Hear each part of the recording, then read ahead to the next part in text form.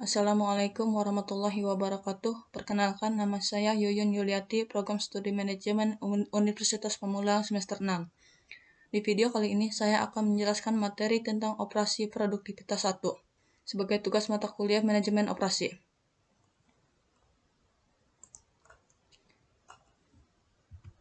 Pengertian manajemen operasi. Manajemen operasi merupakan serangkaian aktivitas yang menciptakan nilai dalam bentuk barang dan jasa dengan mengubah masukan dan hasil. Pengertian produktivitas. Produktivitas merupakan rasio dari output atau barang dan jasa, dibagi oleh satu atau lebih input, antara lain buruh, modal, ataupun manajemen. Variabel produktivitas. Pertama, buruh. Peningkatan dalam kontribusi dari buruh terhadap produktivitas merupakan hasil dari kekuatan buruh yang lebih sehat, lebih berpendidikan, dan lebih terpelihara. Kedua, modal. Inflasi dan pajak meningkat biaya modal, membuat investasi modal semakin mahal. Ketika modal diinvestasikan kepada setiap karyawan menurun, akan ada pula penurunan kepada produktivitas. Ketiga, manajemen operasi, sebuah faktor dari produksi dan sebuah sumber daya ekonomi. Manajemen bertanggung jawab untuk memastikan bahwa buruh dan modal digunakan secara efektif untuk meningkatkan produktivitas. Terdapat beberapa alasan mempelajari manajemen operasi atau operation management, diantaranya, pertama, manajemen operasi merupakan satu dari 3 fungsi utama dari setiap organisasi yang meliputi pemasaran atau produk atau jasa, proses pembiayaan atau pencatatan laba rugi, dan proses produksi. Kedua, dalam manajemen operasi, kita ingin mengetahui bagaimana barang dan jasa diproduksi. Ketiga, dengan mempelajari manajemen operasi, kita belajar untuk memahami apa yang dikerjakan oleh manajer operasi.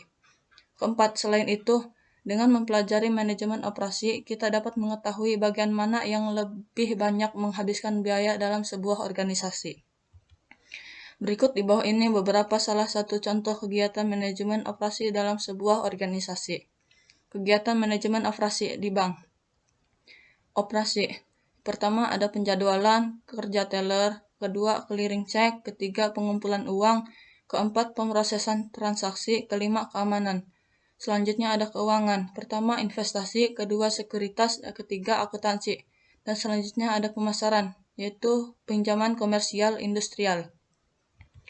Kegiatan manajemen operasi di penerbangan. Operasi. Pertama, ada perawatan. Kedua, catering. Ketiga, operasi penerbangan.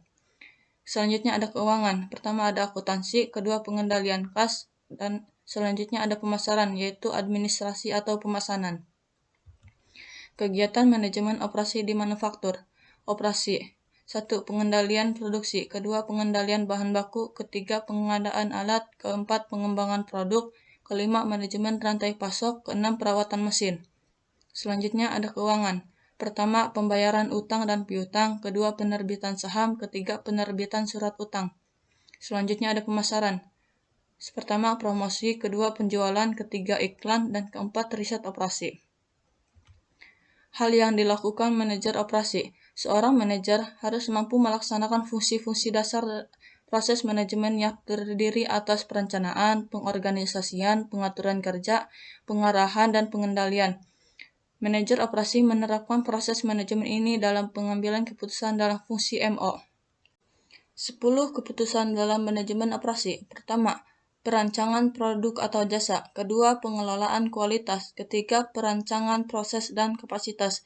Keempat, strategi lokasi. Kelima, strategi tata letak. Keenam, sumber daya manusia. Ketujuh, manajemen rantai pasok. Kedelapan, persediaan, perencanaan, bahan baku. Ke-9, penjadwalan jangka panjang dan menengah. Ke-10, perawatan. Menurut Frederick W. Taylor, seorang manajer harus bertanggung jawab dalam: pertama, menempatkan pekerja yang tepat dalam tempat yang tepat. Kedua, menyediakan pelatihan yang memadai. Ketiga, menyediakan metode kerja dan alat bantu yang sesuai. Keempat, menerapkan sistem imbalan untuk menyelesaikan pekerjaan. Di sini ada gambar sejarah perkembangan manajemen operasi. Selanjutnya, tren di bidang manajemen operasi. Manajemen operasi merupakan ilmu yang menarik karena selalu dihadapkan pada kondisi yang berubah, di mana globalisasi telah membuat arah dari manajemen operasi mengikuti perubahan tersebut. Di sini ada gambar tantangan bagi manajer operasi. Tantangan bagi manajer operasi. Pertama, fokus global. Kedua, kinerja just in time. Ketiga, rantai pemasok. Keempat, pengembangan produk yang cepat. Kelima, kustomisasi massal. Keenam, pemberdayaan pekerja. Ketujuh, produksi yang peka lingkungan. Dan kedelapan, ada etika. Pengertian produk. Produk adalah suatu yang bersifat kompleks yang dapat diraba maupun tidak dapat diraba, yang di dalamnya termasuk kemasan, harga, prestis perusahaan, dan pelayanan jasa perusahaan yang diterima oleh pembeli untuk memuaskan keinginan dan kebutuhannya. Perbedaan antara produk dan jasa. Perusahaan manufaktur menghasilkan produk yang nyata, sementara produk jasa biasanya tidak nyata, sehingga membuat definisi jasa menjadi lebih rumit. Walaupun demikian, jasa didefinisikan sebagai segala sesuatu yang meliputi perbaikan, perawatan, transportasi, kesehatan, hiburan, dan lainnya. Berikut di bawah ini beberapa perbedaan antara produk dan jasa. Pertama, jasa biasanya tidak nyata. Kedua, jasa biasanya diproduksi dan dikonsumsi secara langsung, tidak ada persediaan. Ketiga, jasa bersifat khas. Keempat, dalam jasa terjadi interaksi yang tinggi dengan pelanggan. Kelima, jasa memiliki definisi produk yang tidak konsisten. Keenam, jasa sering berdasarkan pada pengetahuan. Ketujuh, jasa sering tersebar di berbagai kota. Berikut di bawah ini beberapa contoh produk dan jasa. Pertama, jasa biasanya tidak nyata, contohnya pengiriman barang dari satu kota ke kota lainnya. Kedua, jasa biasanya diproduksi dan dikonsumsi secara langsung, tidak ada persediaan, contohnya dokter yang melakukan operasi terhadap pasien. Ketiga, jasa bersifat khas, contohnya ada perencana keuangan seseorang. Keempat, dalam jasa terjadi interaksi yang tinggi dengan pelanggan. Kelima, jasa memiliki definisi produk yang tidak konsisten. Keenam, jasa sering berdasarkan pada pengetahuan, contohnya seperti jasa pendidikan, kesehatan, dan hukum. Ketujuh, jasa sering tersebar di berbagai kota. Penyebaran ini terjadi karena jasa biasanya diberikan kepada klien melalui kantor setempat. Di sini ada gambar persentase alokasi barang dan jasa. Jadi, jasa merupakan sektor ekonomi terbesar di masyarakat maju, sehingga sekitar tahun 1900 sebagian besar warga Amerika Serikat bekerja di bidang pertanian. Peningkatan produktivitas pertanian menyebabkan orang-orang meninggalkan ladang mencari pekerjaan di kota. Dengan demikian, pekerjaan dalam bidang manufaktur telah menurun tajam dalam 25 tahun terakhir.